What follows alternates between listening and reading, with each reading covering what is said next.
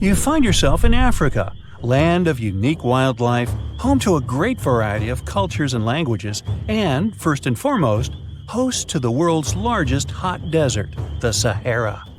It's daytime, and you are thirsty for some water and shade. You've been walking for days, trying to find one of those precious-looking oases. You feel you're near, but the horizon just keeps stretching and stretching. Your mind is tired, and your body is feeling all the heat. It's like you've eaten a full plate of hot pepper and then some more, judging by how much you're sweating. And when I say hot, think 100 degrees Fahrenheit hot, on average. No wonder this is happening. After all, you find yourself in the world's biggest hot desert. Now I say hot desert since the biggest deserted landscapes are actually the cold ones, located in Antarctica and the Arctic. I see Antarctica's frozen desert is more or less the size of 1 million LAXs. Yep, the Los Angeles International Airport. The Arctic desert is just a bit smaller than that. Now, in case you don't know, the Sahara Desert is located in northern Africa, stretching from the Atlantic Ocean all the way over to the Red Sea. It occupies an area large enough to place approximately 100,000 Disney World theme parks side by side. According to scientists, its boundaries are expanding. Deserts usually form in the subtropics because of what's called Hadley circulation. The air rises at the equator and descends into the subtropics. This circulation of air has a drying effect, which helps the formation of desert landscapes. Since the 1920s, the Sahara is considered to have expanded by over 10%. How is this happening? Well, let's start from the beginning. You probably know the Sahara Desert as one of the most inhospitable places on Earth today. Just FYI, for a place to be considered a desert, it has to receive less than 4 inches of rain per year. Due to the very small precipitation index, deserts are usually dry and arid places. There is little humidity in the air, and daytime temperatures can go as high as 130 degrees Fahrenheit. Usually, there isn't that much animal and plant life because of the lack of water. But in the Sahara's case, it wasn't always like that. It may be difficult to imagine northern Africa without the tons of sand it has today. But about 20,000 years ago, the Sahara was actually one big oasis. Recent discoveries show clear evidence of what the scientists now call the Green Sahara. In the mid-1800s, a German explorer crossing the Sahara encountered some paintings and engravings that nomad artists had left behind. What he saw in those paintings looked nothing like his actual surroundings. Instead of an arid landscape with only camels and desert vegetation, the rock paintings depicted jungle animals like giraffes and hippos. There were even images of livestock and grazing animals such as cattle and sheep, something that seems impossible for modern-day Sahara. Artists usually draw what they see around them, so this finding really intrigued the German explorer.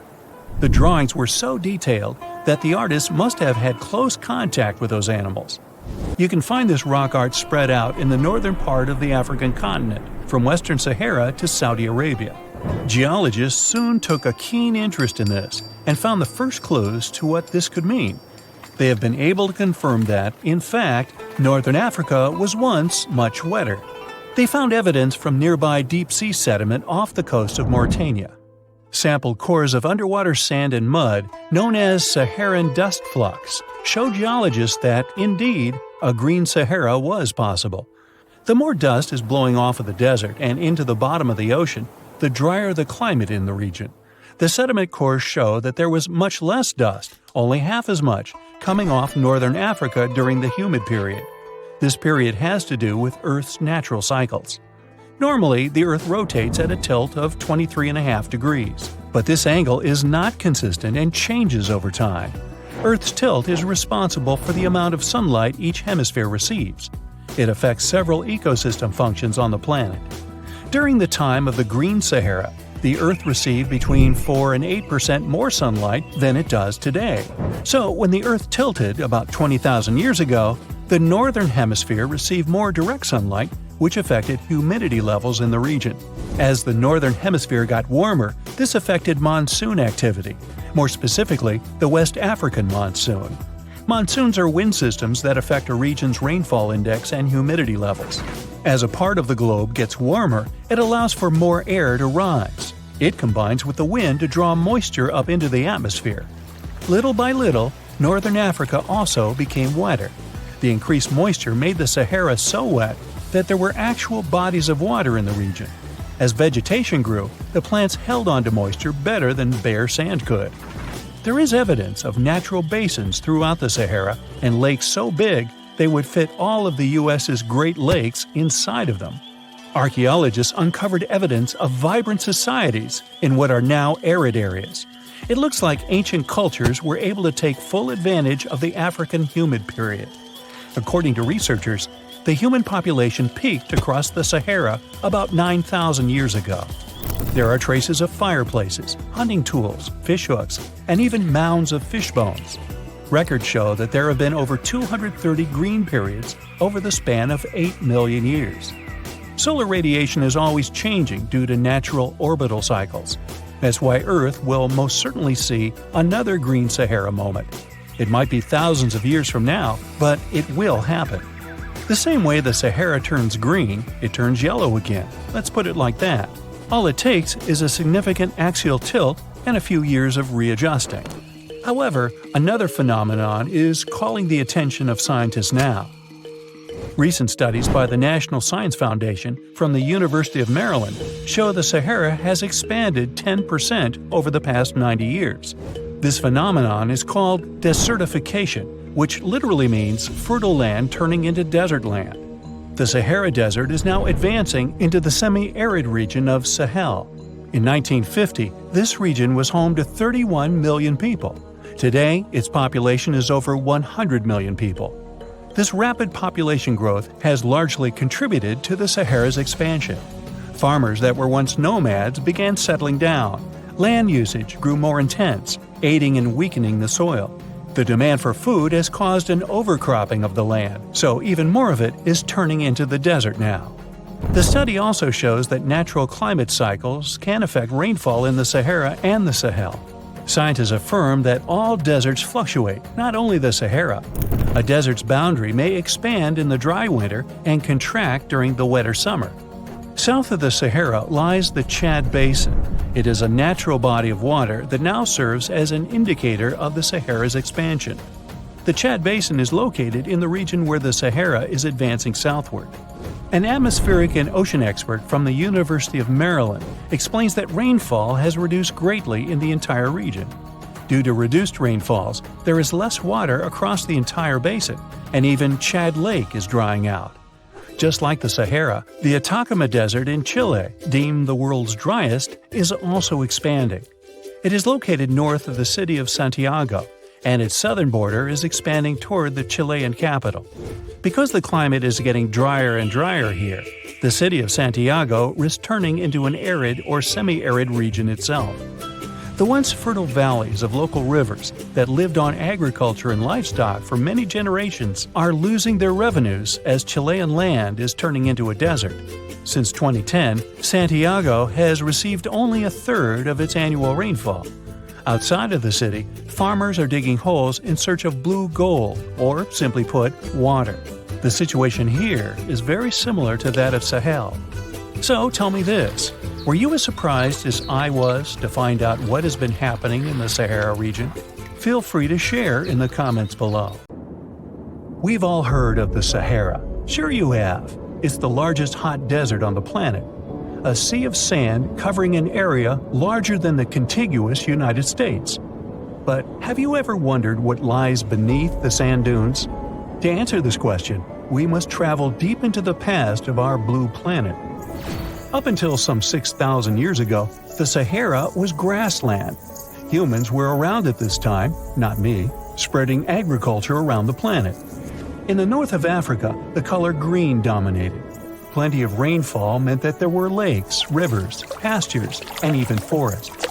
A completely different image of the Sahara from the barren landscape of today. But then, the climate started to shift. The region became parched, and the vegetation started disappearing. The wind did the rest. It took away the fine sediment after there were no plant roots to hold the ground together. Give it a couple thousands of years, and you get a familiar image of the Sahara. Sand and rocks stretching as far as the eye can see. But when it comes to volume, only a quarter of the Sahara is actually sand. The yellow sands of the Sahara are just one part of the story. The desert has many other features, such as gravel plains, salt flats, and plateaus. Makes you think if we understand the word desert correctly. For people who study such terrains, geologists, there is only one condition for defining a desert: precipitation. If an area gets little or no rain, then it's considered a desert. The Sahara certainly fits the bill. Its average annual rainfall is just 3 inches. Compare that to the nearly 45 inches a year in New York. When we look at precipitation, this sandy desert is only the third largest in the world. Number 1 and 2 are Antarctica and the Arctic. They are larger than the Sahara by millions of square miles. It sounds odd, but there is more than one type of desert. The first two are polar deserts, while the Sahara is a subtropical desert. But the difference in air temperature are staggering. In Antarctica's interior, temperatures plummet to minus 76 degrees Fahrenheit. Compare that to the highest temperature on record in the Sahara of 136 degrees Fahrenheit. But this desert has a cool side. At night, the temperature is roughly the same as the average yearly temperature in Denmark. This hot and cold roller coaster makes it hard to choose the right outfit when venturing into the Sahara. And what about the sand? How deep is it actually? The depth varies between 70 and 140 feet. That's not too deep. If you put the Statue of Liberty in a tall dune, half of it would still stick out of the sand. Its vast amounts in the Sahara were created by aeolian processes. That's Greek for wind. Over time, it blows and shapes the surface of the earth. In dry areas with sparse vegetation, winds erode the ground much faster. That's what happened in North Africa. Under all that sand is the bedrock and cracked clay. If you started digging, you would find the same everywhere on the planet, with one important difference. There is some type of soil covering the bedrock. This is not the case in the Sahara. Because of the arid climate and a lack of vegetation, sand covers the ground below. Over the course of thousands of years, a lot of interesting finds ended up in the desert sand.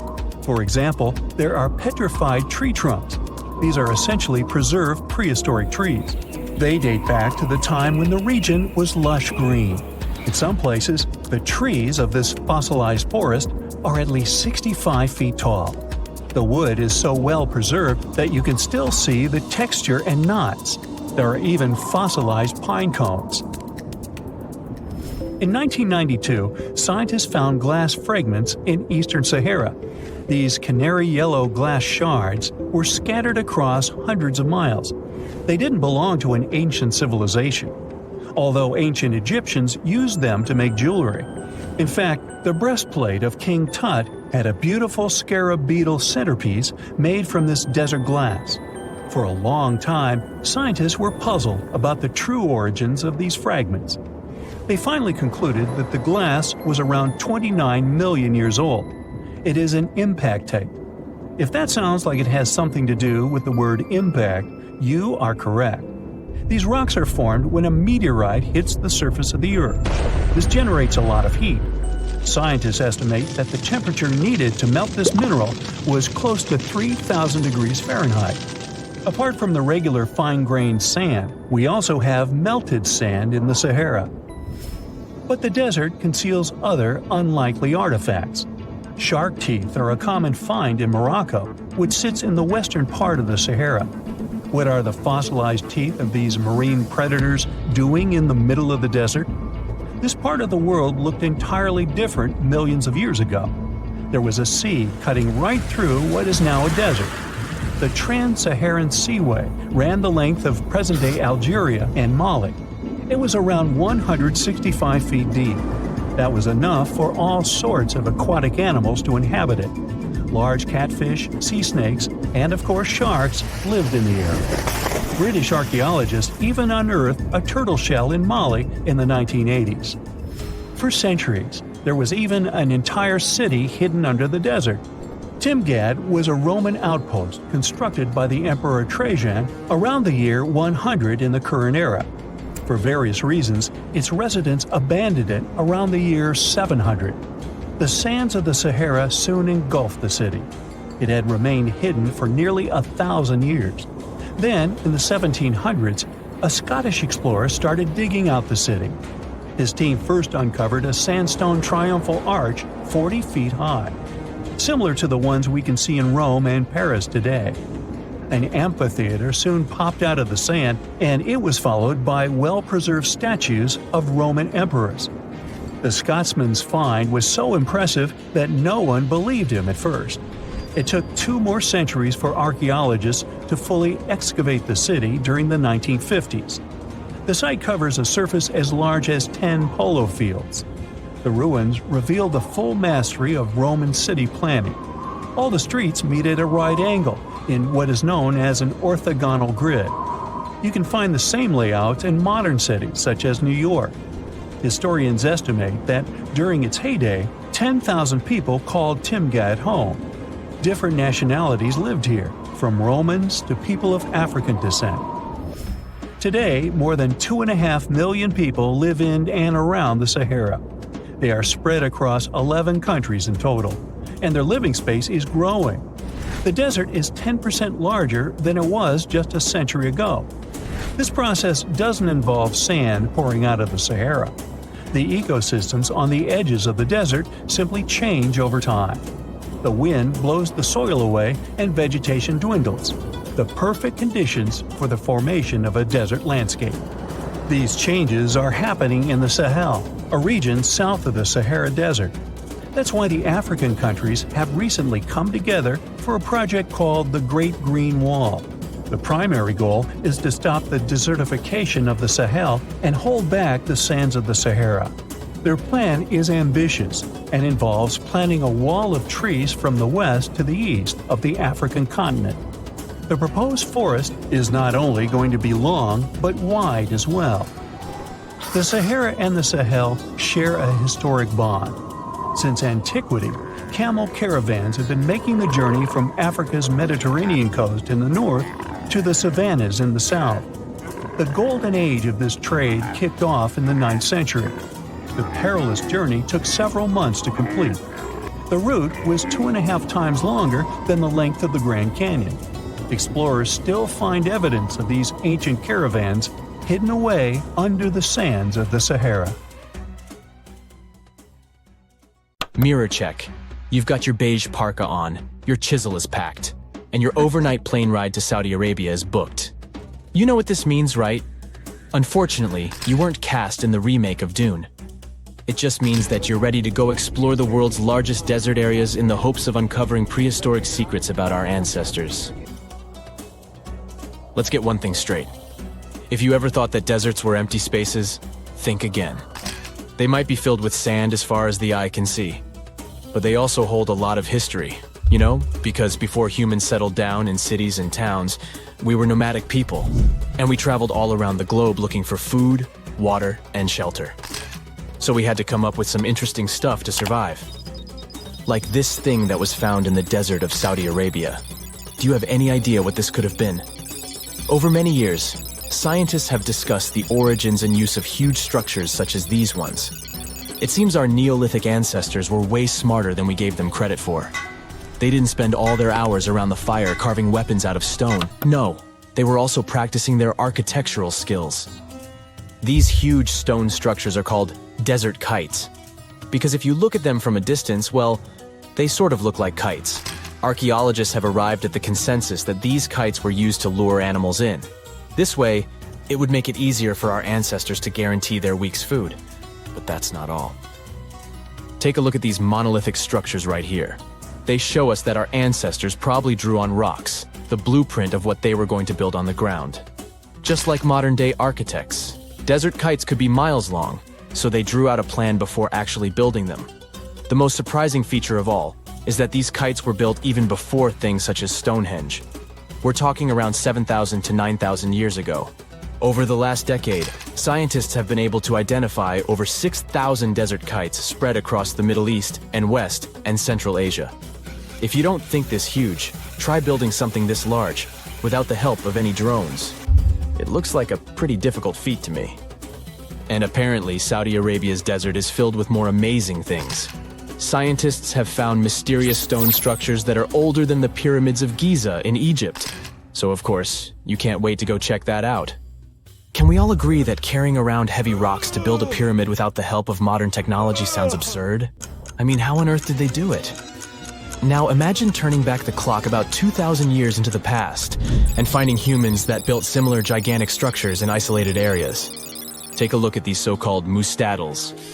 They are rectangular structures built from piled-up stones, found over 77,000 square miles. Some archaeologists believe that these monuments were used for ritualistic purposes, maybe processions of some kind, where people would walk from one end of the plateau to the other. I'd be down for that. Now let's move on to another deserted area. We're entering the world-famous Sahara Desert landscape. Isn't it beautiful? Here, you're about to unravel an ancient mystery, something that took years for researchers to solve.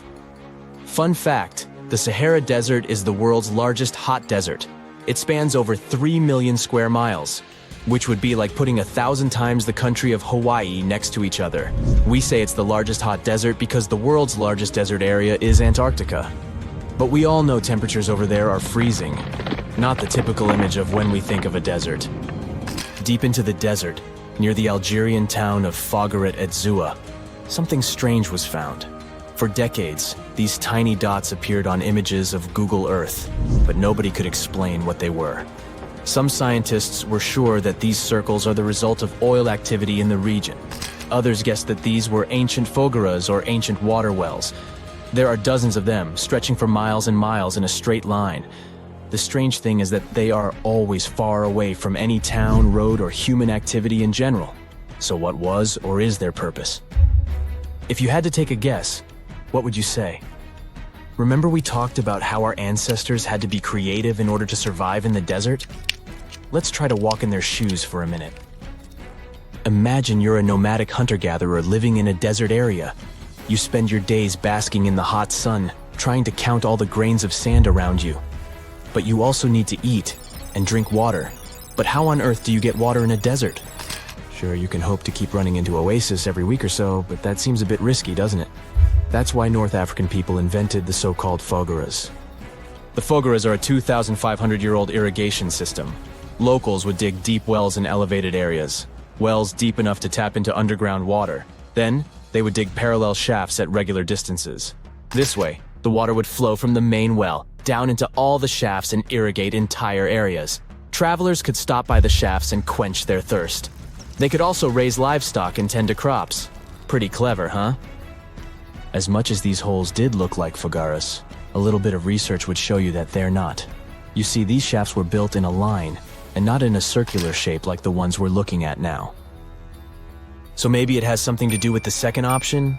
Maybe these desert holes were related to oil activity in the region? Let's have a look at the holes up close and personal. From Google Earth, they don't seem that big, but in real life, they are huge craters. The tip to uncovering what they are is hidden beneath the sand. If you were one of the researchers originally uncovering the truth behind this mystery, you would have found something unique hidden in the sand. Old dynamites and vintage sardine cans. Putting the pieces of the puzzle together, scientists found that these sardine cans were a model from the 1950s and 1960s. It seems that entire teams from that decade would camp out while they surveyed the area for oil. And what about the dynamites? These were used for seismic surveying. This is an old technique, used to identify if there is oil and gas beneath the Earth's surface. Still in North Africa, you find out about another desert mystery worth exploring. Near the city of Tiaret, southwest of Algeria's capital, one runs into 13 peculiar monuments. These structures are also called jedars, and yes, I am aware of how much that may sound like a Star Wars reference. They are pyramid-like in their shapes, and as far as scientists know, they were used as final resting places for the people who lived in the region. Can you guess who these were? Most likely the Berber nomads. And since we're talking about ancient stuff, they were probably built between the 4th and 7th centuries CE. Once scientists began to explore the insides of these monuments, they found they were pretty big inside. They found large underground vaults, chambers, and labyrinth-like corridors that gave way to over 20 compartments. It could take you up to 2 hours to walk around in them. And apparently our ancestors also used its walls to depict images of animals and hunting scenes. There's no definite proof of what these jadars were used for, though. This is so neat, huh? I'm sure that our world's desert is filled with many more mysterious things for us to unravel. I guess I'll see you next time so that we can continue our... Endless hot deserts seem lifeless at first glance. But among these sands, you can meet dangerous and sometimes creepy creatures. Some of them can only cause health problems, but some can stay in your memory forever. Let's get to know them, starting with dangerous ones and finishing with real nightmares. So, you're walking through a desert and see a big teddy bear with open hands. You understand that it's probably a mirage, but still, you come closer. You were right. It's not a plush toy, but a giant cactus. There's something strange about it. Thanks to some strange fluff, the branches resemble the arms of a teddy bear. However, this is not fluff, but thousands of thin needles, and they are the reason you shouldn't come closer. The cactus is called the jumping cholla, or teddy bear cholla. It grows in the desert areas of Arizona and in the northern part of Mexico. Don't worry, this cactus won't attack you, but it will cling to your skin or clothes if you touch it. Such a fur coat protects the cactus from animals, creates shade, and saves it from heat. The lateral branches are the most important parts of the plant as they carry out photosynthesis and accumulate a large amount of moisture inside.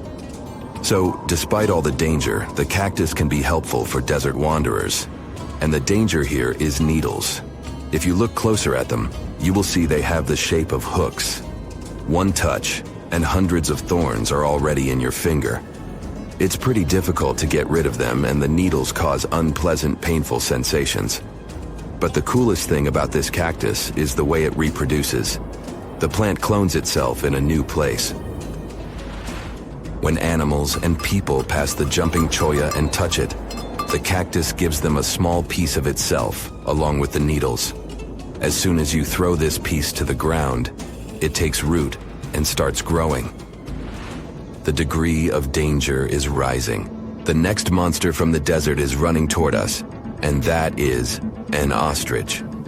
Many think these animals are cowards hiding their heads in the sand. You will most likely change your mind if you're unlucky enough to meet one.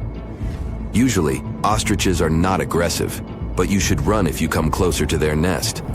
On the other hand, you won't be able to do that because ostriches move at a speed of 43 miles per hour. You need a car to get away from them.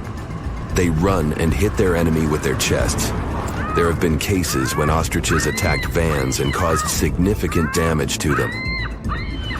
But the main danger these birds present is their powerful legs with sharp claws.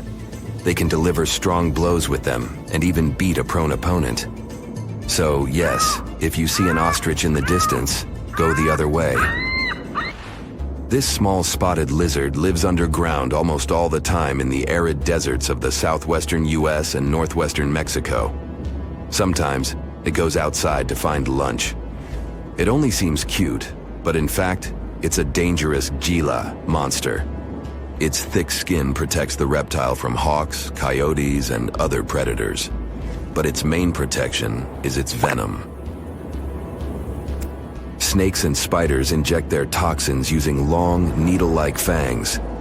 The Gila monster clamps down and chews the prey to spread the venom. And when it bites a person, it can keep its jaws closed for a long time. Getting rid of the animal is a tricky feat. People who have experienced the effects of the venom say it feels as if hot magma passes through the veins. Despite this, the lizard turned out to be useful for science. Doctors used its venom to create medicines for diabetes and obesity.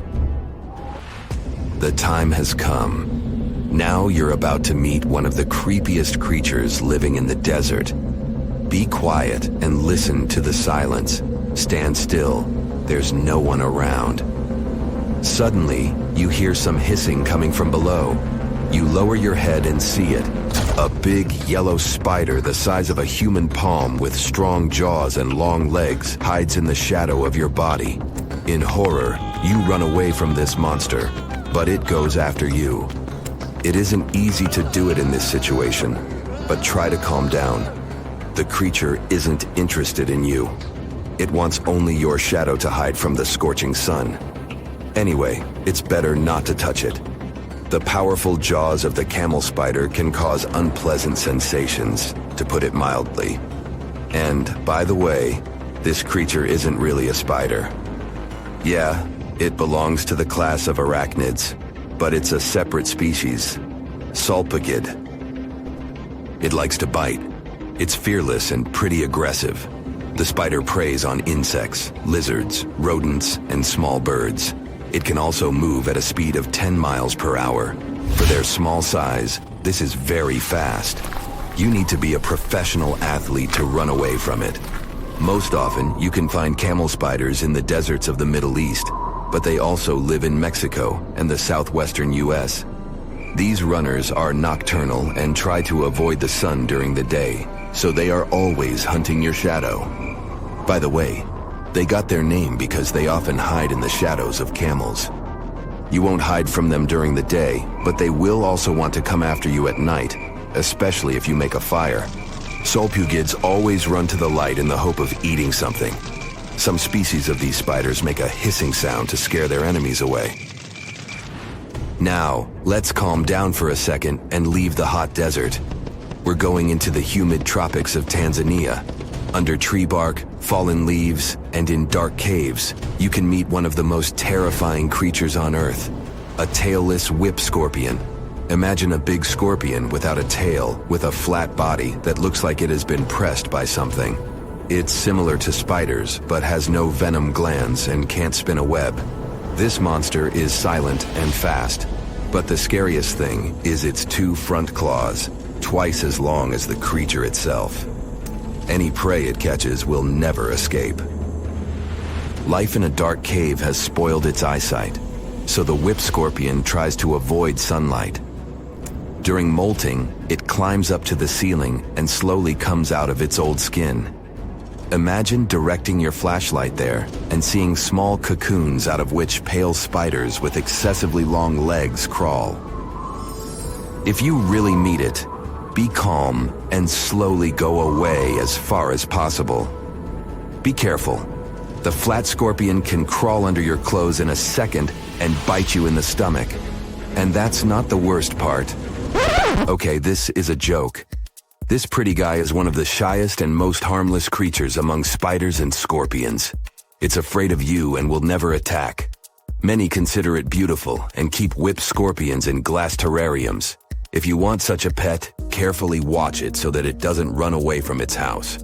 If it happens, it will be pretty challenging to catch it again. In a matter of moments, it can get under your bed or go through gaps in the floor. Then it'll go to your neighbor's apartment through a ventilation system and scare people there. Okay, how about one more scorpion? It's not as creepy as the other creatures in this video, but it's the most venomous scorpion in the USA. This is the Arizona bark scorpion. The problem is that you can see it in the desert, in your home, or in the yard. These dangerous venomous beasts crawl into rooms and often sting people. One time is enough to cause pain, similar to a bee sting, but someone with an allergy may experience paralysis, breathing problems, and other health issues. You plan to spend your summer vacation in Africa. The final destination is the Sahara Desert. It's located in northern Africa, stretching from the Atlantic Ocean to the Red Sea. You're excited to ride camels and learn about the region's rich cultures. You hop on an extensively long flight, and finally, you are here. You find yourself in the world's biggest hot desert. Can you believe it's 3 million square miles? You're ready for your first adventure after drinking liters of ice-cold water. The guide gives you a choice. You can spend 2 weeks visiting a collection of oases, or you can help them solve an ongoing local mystery. Deep into the desert, near this Algerian town, lies a mystery begging to be solved. A collection of huge, spotted circles in the sand. There are dozens of them, stretching for miles in a straight line. The circles were first identified via Google Earth images several years ago. People have debated them for years, but no one seems to know the answer. The strange thing is that they are so many miles away from any towns, roads, or human activity. The quickest way to discover the truth behind the circles is asking questions. You grab your notebook and set out to talk to locals. Everyone is helpful in this scenario: geographers, anthropologists, elders, and historians. The first person you talk to is a map expert. You need to understand if those circles were authentic or a satellite glitch. You end up interviewing the people who take Google Earth satellite pictures. The circles are really there. They appear in multiple pictures from many years. Then, let's understand why they are there in the first place. After 2 days of interviews, you have your first lead. The circles could be the result of oil activity. Experts explained why this would make sense. Algeria is a rich area for natural resources, so this would be a sensible guess. Usually, to find out if there is anything worth extracting, companies would undertake seismic surveys. Seismic surveys are a way of analyzing the Earth's surface by sending shock waves into the ground. Depending on how these waves bounce back, you'll know what is located there. A special vehicle could have marked the soil that way. So, did we unravel the mystery? Not quite so. As you know, the Sahara Desert is one of the driest areas on the planet. The average high temperatures in summer are over 104 degrees Fahrenheit. To survive there, people need to find ways of accessing water. So, these circles could be a kind of ruin or leftovers from ancient water wells. Again, I'd say this is a sensible guess. Ready for some fact-checking? Some anthropologists agree that these circles could be ancient fogueras. Foguera is the name of a 2,500-year-old style of irrigation system, usually found in northern Africa. It is also known as a qanat in other places in northern Africa. Locals would dig a deep well at an elevated point, deep enough to tap into underground water. They would then dig parallel shafts at regular distances. Then they would dig an underground channel that connected the city to the well. Solely with the help of gravity, water would run from the well to the city. This traditional technology provided water for crops, livestock, and humans. Now, let's say these wells made human-made oases possible. Even the closest municipality name was an indication that this could be true. The name Fogueret Essaouira is actually named after Foguerets, these ancient wells. Now, this lead was proving to be very accurate. You decide to travel over there to see for yourself. You take a local bus, sit back, and enjoy the ride. The landscape in northern Algeria is filled with ancient-looking towns. You even see ruins of wells along the way, on the outskirts of smaller cities. Opening Google's satellite images, you can see the qanat's markings on the ground, a series of holes running down several miles. But as soon as you arrive, you find out you were wrong. Dale Lightfoot, one of the world's leading experts on qanats, said that the circles were definitely not qanats. Even the satellite images confirm this difference. Uh-oh, we were so close. Apparently, qanats or fogueras would not run down a straight line. They wouldn't be shaped like circles. Another clue that this wasn't the case was that there were no towns at the end. The circles were really far away from any human activity, and qanats were explicitly built to provide water for human settlements. Well, it sure was a good try. You almost gave up on this mystery when you decided to take one more field trip. It was days of preparation, pick up cars, food, equipment, all so that the mystery of the Sahara Circles could be unraveled. On the first day, you drove over 99 miles into the desert. You were always curious to see what this part of the world looked like. Over there, you see nothing but mustard yellow dunes. The night sky is pretty decent though. You can see the entire Milky Way with your own eyes. You set up camp and sleep under a canopy of stars. The next day, tension grows. There's no cell reception. Oh dear. But thankfully, you added the coordinates of the circles to your Google map. And surprise, the offline mode works out there. You follow the coordinates, but it leads you astray. You start to get nervous, thinking this was all in vain. But you and the team get into the car and drive a few more miles past the coordinates on your phone. After a very bumpy ride, you can't believe your eyes. There it is, an enormous crater dug on the sand, surrounded by 12 smaller holes. From up high, it looks like a clock, without the pointers, of course. On the ground, they're very faint, so faint you almost miss them.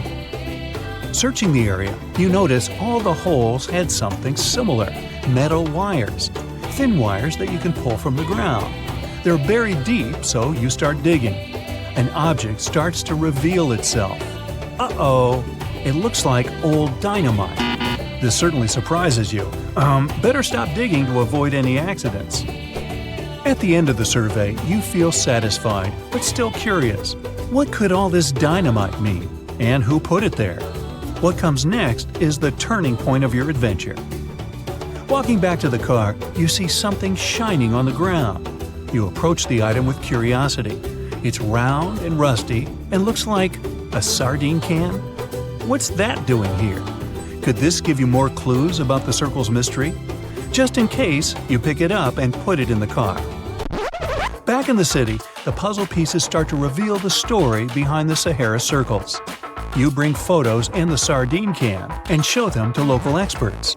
They analyze your material and give you an intriguing verdict. As it turns out, guess number 1 was the closest one to the truth. So, what happened to the first guess? Why do we need to keep digging deeper? Well, because it was only half right. The Sahara circles are not a historical footprint of seismic surveying. Back when the circles were made, this technology didn't even exist. But they sure are related to oil exploration. The dynamite-filled holes were an old method for oil searching. The circles are the leftovers of surveyors looking for resources underground. And the sardine cans? Well, they were left by the workers who held explosion works. You gotta eat, right? According to the model of the can, this happened more or less around the 1950s and 1960s. So these circles aren't even that ancient. More like modern ones, if you ask me. Well. Hope you are glad you tagged along and helped unravel this mystery. See you in the next mystery-solving adventure. The desert welcomes you with challenging conditions of abandoned environments and extreme temperatures. Hey, some of us would prefer dessert, chocolate, over sand and rocks. Oh well. Just like cactuses and camels, buildings have had to adapt to these conditions. Here are some examples of astonishing structures in deserts. These structures are called earthships. They're located in a New Mexico desert town. A large community of like-minded people lives in them. What's even more interesting is that the location of these buildings is registered as dumpsters. Maybe it's because all these structures are made out of old tires, bottles, and cans. Earthships operate using green building principles. About 40% of a typical earthship is built with natural or recycled materials. Imagine the walls made up of hundreds of used tires packed with dirt. Then there are layers of floor-to-ceiling passive solar windows. They gather the sunlight during winter and reflect it in the summer to keep the structures at a reasonable room temperature. You can see plants in corridors and glass bottles or aluminum cans stuffed inside walls. Certainly a distinct house in many ways. Mike Reynolds is an architect who noticed the alarming waste and consumption levels in the 1970s. He designed a fully sustainable home out of cans back then. Almost 40 years later, he becomes the one who brings together all the other earthshippers. Reynolds drove a Mercedes, but it ran off of the vegetable oil he picked up at fast food restaurants in town. A standard 2-bedroom, 2-bathroom earthship costs about $250,000 in this town. Yet there are earthships like Dobson House that can cost as much as $1.5 million. If you do it yourself, with family and friends, you can eliminate the cost of labor, and it becomes relatively less expensive. Let's assume you're really going to build one. Where can it be? Well, anywhere. Earthships currently fit in the cold, dry air of Canada, as well as the hot and humid climate of Haiti. This is the Mirage Mirror House. It's an installation set in the Southern California desert. Mirage opened in 2017 as part of a contemporary art exhibition. It's composed of mirrors. This minimalistic structure blends with the environment around it. The doors, windows, and openings have been removed to create an amazing experience. What you have in the landscape is reflected back to you. How's it made? With mirrored surfaces. At night, the distant lights refract from the mirrors. In the daytime, the sky is transformed into banks of clouds. There's no fixed scenery in this house. How about seeing a futuristic structure in the deep desert? Architects designed a concept home that pairs perfectly with Elon Musk's Cybertruck. The house has a post-apocalyptic theme. I mean, when I say post-apocalyptic, it's because I can't say it. Anyway, the house is designed to survive in a disaster scenario. The cyber house has steel gates, the windows are armored, and the exterior walls are made out of super strong material. Modern house is controlled by an autonomous geothermal heat pump. To put it in less sci-fi terms, you can keep the internal temperature steady. This sleek house has an entrance that can fit the Cybertruck. After all, it's inspired by it in the first place. Plus, the Cybertruck can be lifted to the second floor to be more secure. This is King Abdullah Petroleum Studies and Research Center in Saudi Arabia. Basically, it's a laboratory in a desert. It was designed to demand minimum energy. The architecture has patterns on the walls and ceilings, giving reference to the local tradition of geometric form. The next stop is Swartberg House in South Africa. This one is located near the Swartberg Mountains, but don't get too excited. It's on the edge of the Great Karoo Desert. It's a 4-bedroom apartment. It has a special temperature regulating system. The system works like a shield from the heat in the summer and as a sun trap in the winter. You're looking at the Grand Mosque of Djenné in Mali. This mosque is 52 feet tall. This is impressive because it's made of only sticks and a special mix of mud and other natural elements found in the desert. Petra is an ancient city hidden in the Jordan Desert. The structures are carved directly into red, white, and pink-colored sandstone cliff faces. It's located among the canyons and mountains near the desert. The place was a trade center many years ago. You might already see pictures of the impressive facade of the treasury. This structure still holds many mysteries in it. For starters, scientists can't explain how the Nabataeans managed to create such a structure thousands of years ago. Did you know that there's another mysterious place in the middle of the desert that has a similar structure to Petra? Median Saleh was like a second capital of the Nabataean kingdom. Yet another secret they left for us to decipher. It has over 100 decorated tombs and more than 1,000 non-monumental graves. Plus, inscriptions and cave drawings are also here, again surrounded by sandstone. This wooden shack was a post office once. The structure is in the Tengger Desert of Mongolia. It's surrounded by nothing. Sand is the only thing that accompanies the lonely structure. The building is only 23 square inches. As you can guess, it didn't get too many visitors. It was abandoned for over 35 years. Its fate changed one day when a woman discovered the building. Mrs. Yang and her friend came up with an idea. They were going to reach businesses and people who wanted to send letters and postcards from the world's loneliest post office without actually visiting the place. It worked. The post office rarely gets visitors in place, but it's busy online. Over 20,000 letters and postcards were sent from the Desert Post Office in December 2021 alone. The place is about 6 miles off the nearest road. A post truck picks the letters up and hits the road for delivery. Eventually, they are shipped all over the world. A second destination in Saudi Arabia is King Abdulaziz Center for World Culture. The building has an interesting design. It took nearly a decade to build this complex structure. It's a 321-foot-tall tower which stands out with its look. Stone Matters Pavilion is a stone structure in Palestine. The structure spans a surface area of 93 square inches. It has been built entirely out of 300 interlocking stones that mutually support each other. The concave roofs, and yes, they look like giant bowls, are designed that way to collect rainwater. The structure is in Iran. Interestingly, in Iran, the evaporation rate is 3 times faster than the world average, so this bowl-like design comes in very handy. It captures the water in a way that the water can form a single mass as a whole before it evaporates. The outer shell of the roof system collects rainwater, but it also works as an additional shading. It makes air move freely, designed like a cooling mechanism for both roofs. Eco Lodge in Egypt is the next stop.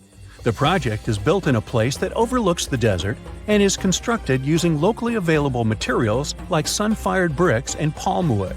The building is an example of traditional architecture. There's a water basin that lets in the air to keep the interior cool. A worthy mention is the CID Interpretation Center in Chile.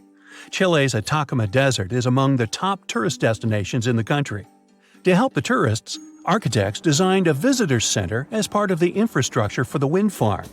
Here, the cold winter months don't freeze people because the large windows make the most of solar heating. What's even more interesting is that the building is designed to go completely dark at night. Imagine you somehow bumped into the building by accident. Black Desert House is a building respecting the stars. At night, this house goes completely dark.